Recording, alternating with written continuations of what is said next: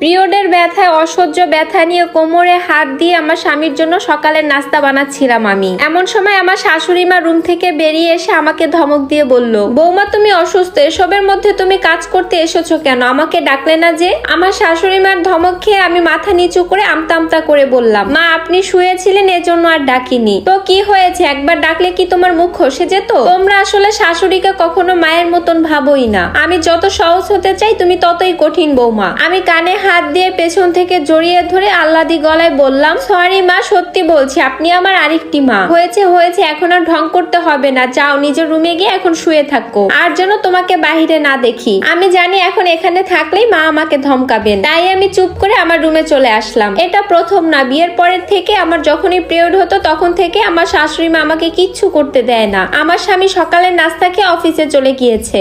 আমি অন্ধকার রুমে বেডের মধ্যে চুপটি করে শুয়ে আছি। পেটে ব্যথায় নড়াচড়াও করতে পারছি না। হঠাৎ পেটে গরম কিছু অনুভব করলাম। আমার শাশুড়ি মা গরম পানির একটা বোতল আমার পেটে ধরেছেন এবং আমাকে ধরে বসিয়ে দিয়ে বললেন, এভাবে মুখ কামড়ে ব্যথা হজম করলে কি ব্যথা কমবে বৌমা? নাস্তা খেয়ে ওষুধ খাও জলদি। নাস্তা খেতে ইচ্ছে করছে না মা। তখন উনি কিছু না বলেই চলে গেলেন। হঠাৎ করে দেখলাম আমার জন্য রুমে ভাত নিয়ে আসলো। মা জানেন সকালে আমি ভাত খাই তৃপ্তি করে। উনি আর হাত লাগাতে দিল না, আমাকে নিজ হাতেই খাইয়ে দিল, সাথে নিজেও খেলো। দুপুরে রান্না করছিল আমার শাশুড়ি, আর আমি সোফায় বসে পেটে গরম পানি ছ্যাঁক নিচ্ছিলাম আর বসে বসে টিভি দেখছিলাম। এমন সময় কলিং বেলের শব্দ হলে আমার শাশুড়ি মা দরজা খুলতে গেল। পাশের বাসার ভাবি এসে বললেন, আপনি রান্না করছেন চাচি, আর আপনার বউ শুয়ে শুয়ে টিভি দেখছে? বলি কি চাচি, বউকে এত মাথায় তুলতে নেই। আহ্লাদ পেতে পেতে দেখবেন একটা সময় আপনার মাথায় উঠে আপনার চুল ছিঁড়বে, তখন কিন্তু পস্তাবেন। ওনার কথা শোনার জন্য পর্দার আড়াল থেকে কান খাড়া করলাম আমি। আসলেই আমি বেশি বেশি করছি, এগুলো আসলে ঠিক নয়। আচ্ছা মাও কি ওনার সাথে তাল মিলাবে? আমার শাশুড়ির জবাব শোনার জন্য আমি পর্দার আড়ালে দাঁড়ালাম।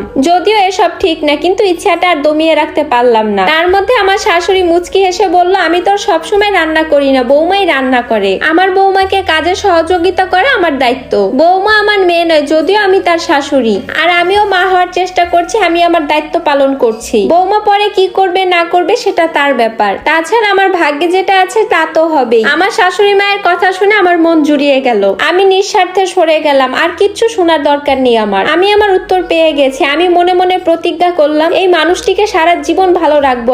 আমি ওনার ছেলের বউ নয়, মেয়ে হয়ে থাকবো। এই তো সেদিন কলেজে গিয়েছিলাম আমি। ফেরার পথে গাড়ি পাইনি আমি। লম্বা একটা রাস্তা পায়ে হেঁটে হেঁটে আসতে হাঁপিয়ে গেছি। আমার শাশুড়ি মা সোফায় বসেছিল। আমি কোনো কথা না বলে শাশুড়ি মায়ের কোলে মাথা এলিয়ে দিলাম, যাতে করে একটু ক্লান্ত ভাবটা কমে। পর মুহূর্তে আমি আমার ব্যাগ থেকে ওনার পছন্দের রসমালাইটা বের করে দিলাম। আমার শাশুড়ি মা তখন কোনো কথা না বলেই দেখতে পাচ্ছে যে আমি অনেক ঘেমে গিয়েছি, তখন তার আঁচল দিয়ে আমার ঘামটা মুছে দিল। এরপর সে রসমালাইগুলো খেতে লাগলো। আমি বিস্মিত হয়ে দেখছি ওনাকে। ভাগ্য করে এমন একজন শাশুড়ি পেয়েছি। ক্লান্ত হয়ে ফিরলেই কোনো দ্বিধা ছাড়া যার বুকে একটু মাথা রাখলে সব ক্লান্তি দূর হয়ে যায়। সময়ের সাথে সাথে আমার শাশুড়ির বয়স বাড়ছে, শরীরে দেখা যাচ্ছে নানা রোগ। প্রায় সময় আমার শাশুড়িকে বিছানায় থাকতে হয়, মাঝে মধ্যে বিছানাও মাখিয়ে ফেলে। এই মানুষটার প্রতি কোনো বিরক্তিই আসে না আমার। আমি কোনো হেয়ালি ছাড়াই নিজ হাতে তার দেখাশোনা করি। আজকে মা একটু বেশি অসুস্থ। তার প্রতিদিনের সকালের অভ্যাস হাঁটতে বের হওয়া। আজ অসুস্থ হওয়ার ফলে একা যেতে পারছে না। আমি ওনার ওষুধটা খাইয়ে দিয়ে বললাম, মা হাঁটতে যাবেন না? তখন উনি মুখ কালো করে বলল,